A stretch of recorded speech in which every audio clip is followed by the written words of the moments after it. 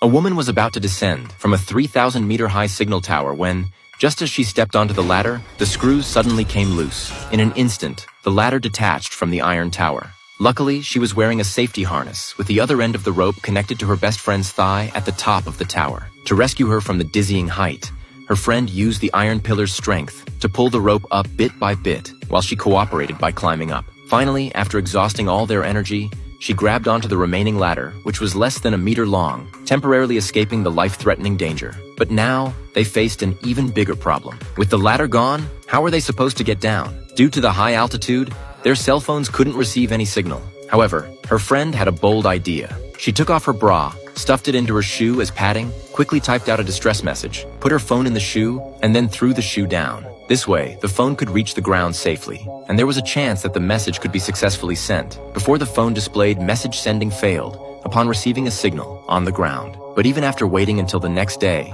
no rescue came.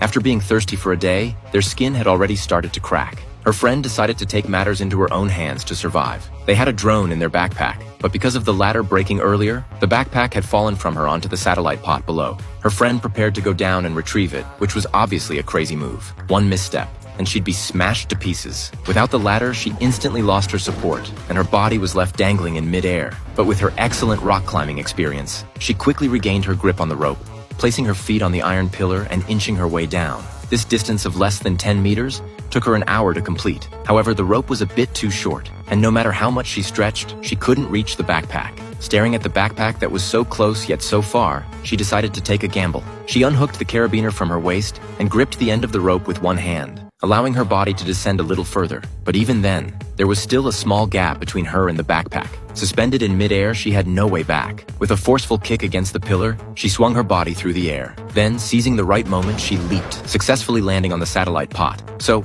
how was she supposed to return?